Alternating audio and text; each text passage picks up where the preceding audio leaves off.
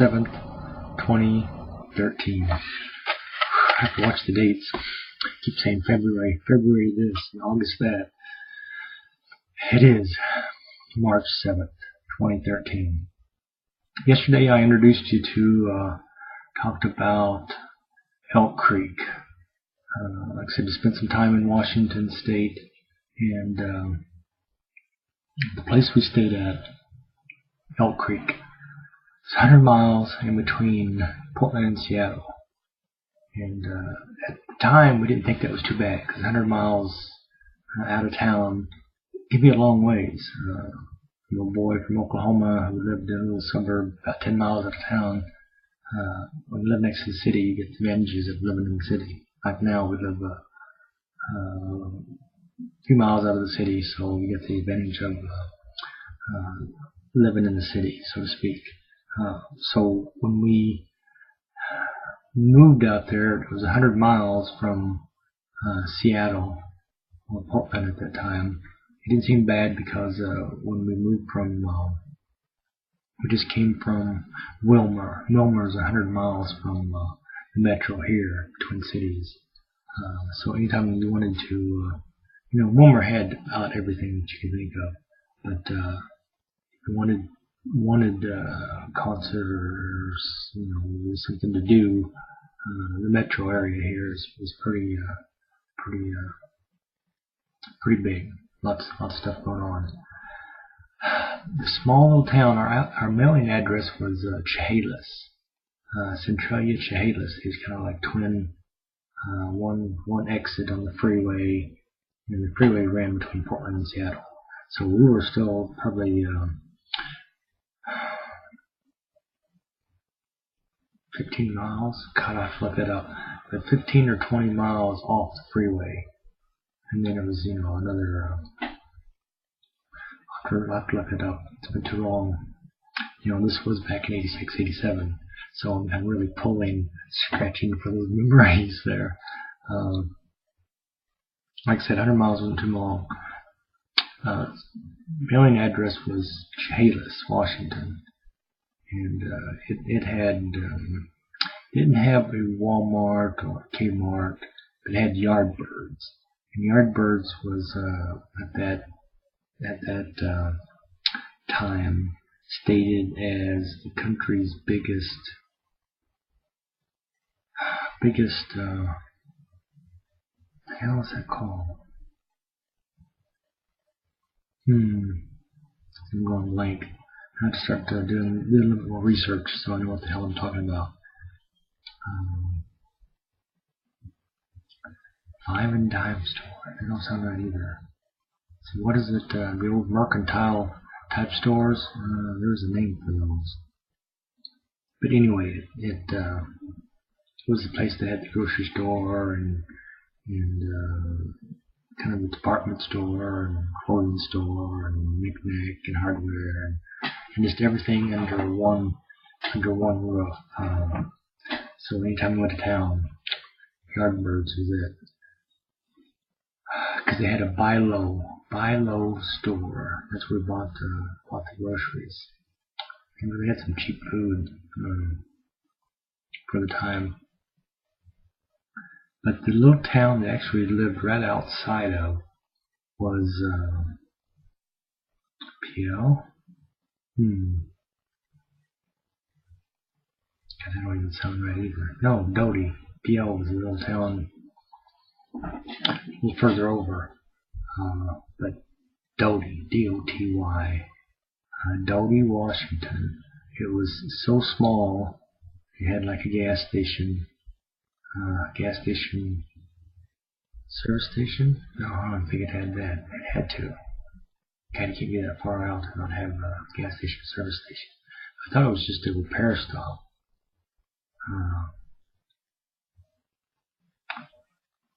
I'm doing a good guy.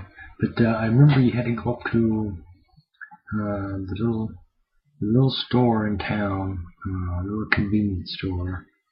Not like the convenience stores we got nowadays, but it was just a little convenience store that had little food and a little bit of groceries. It had the post office in the back of it.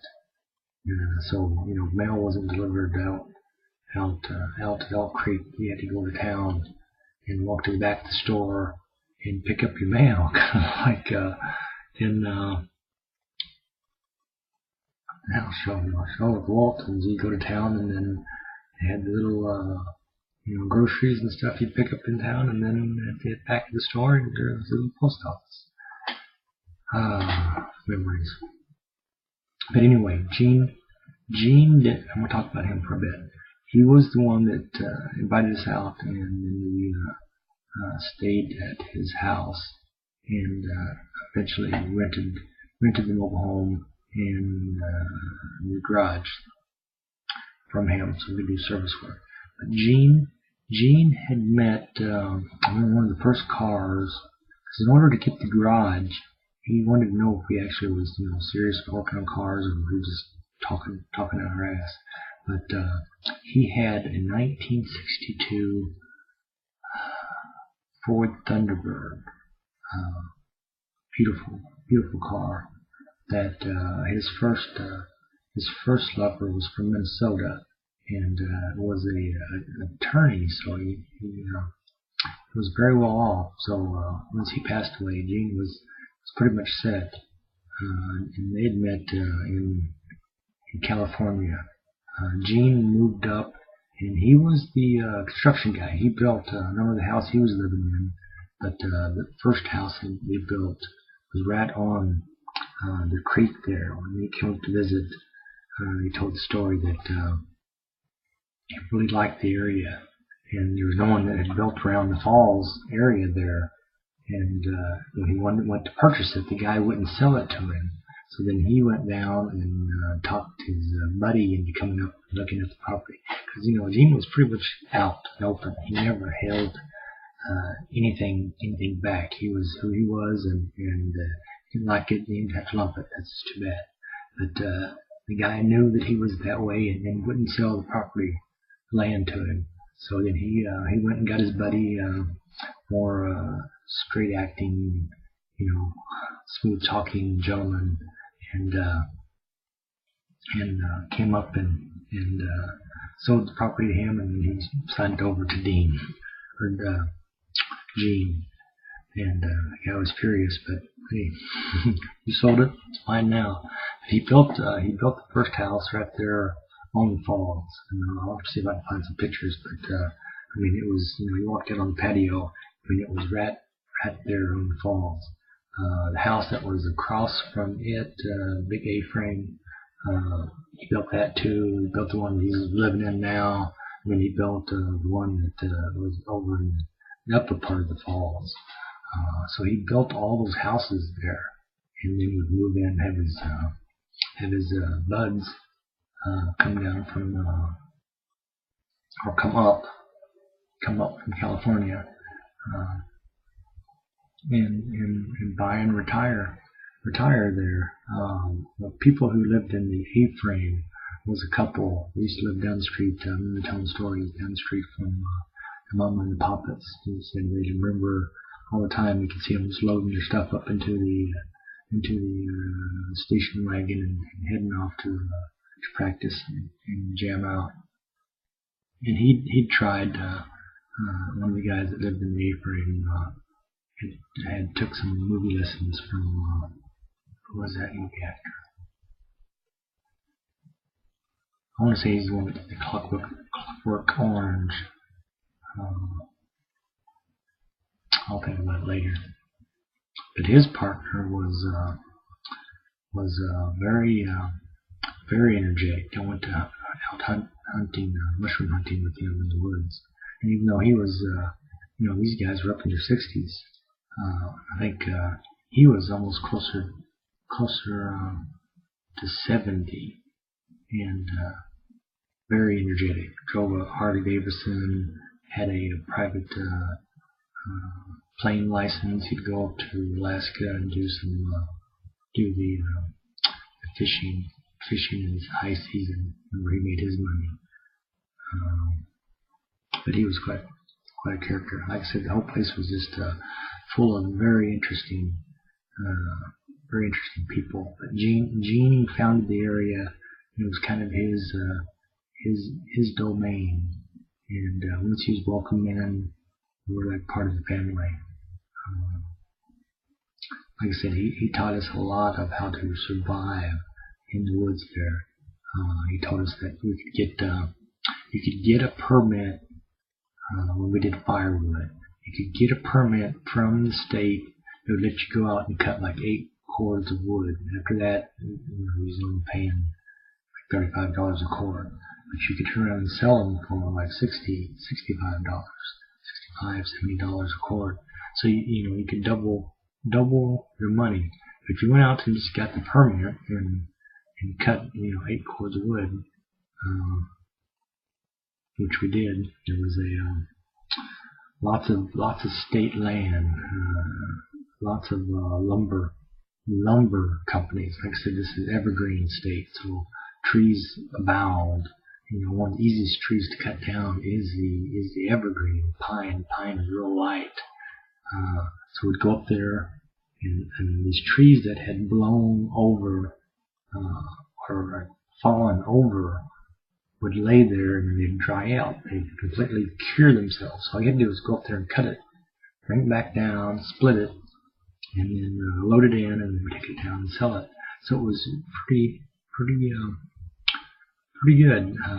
Kind of reminds me of the song "I'm a Lumberjack and I'm Okay," Monty Python, because go up there to cut fall. Most of the trees were falling over already, so we just had to find them and cut them up.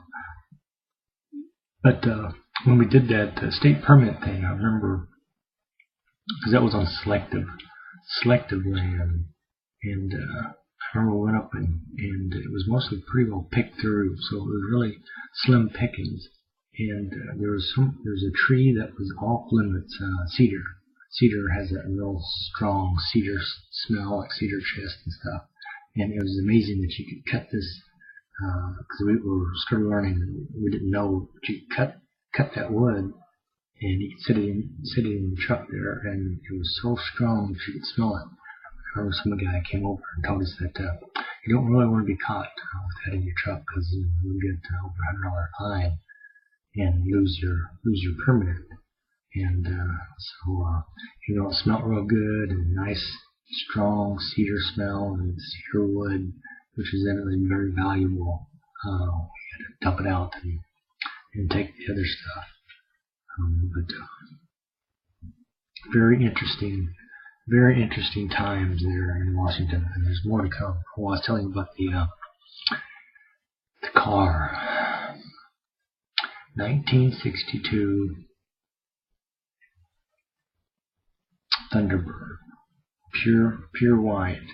And what was wrong with it is that the blinkers didn't work in the back, and he didn't really like to drive it because if the blinkers didn't work, you don't want to take a chance. So I took it apart, looked at it. We went to the salvage yard and tried to find parts for it, and couldn't find, because evidently that year had a special. And the only way to describe it is that it had kind of like a spike, and it kind of rotated in a circle. So every time it hit one of these spikes, the light would flash on, off, on, off, on, off. So the blinker, and each one of those stubs was a different light. So the light went.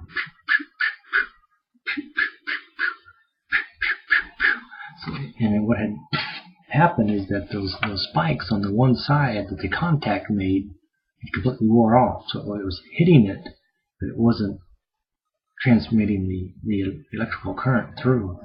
And like I said, we tried to find replacements and couldn't. And I don't know how I came up with it, but the ingenious idea was to reverse electricity. So instead of going like clockwise, it went counterclockwise. And whenever it hit that spike on the back side of it, the contact was still good, and made contact and made the lights work. So once I reversed electricity on both sides, and instead of the light going from like left to right, it went from right to left. but it still was the blinker. So it's like, so I got him to work, and he's very much impressed now, because I kind of impressed myself. But he was very impressed that I had the mechanical ability to figure it out and get his car on the road. And then he gave us use, because no, we didn't pay no rental thing. I mean, like I said, Gene was pretty fair. Let us use the garage that the whole time that we was there.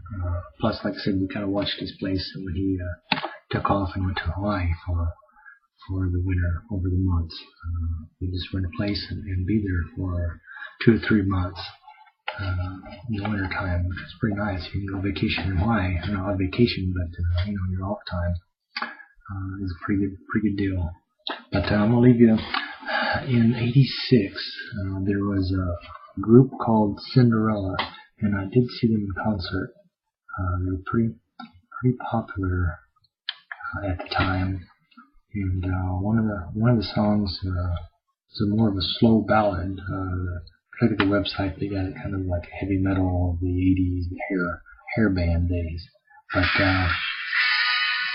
this was popular on the radio. Anytime you get airplay on radio, success. There it is, March 7th, 2013. Cinderella.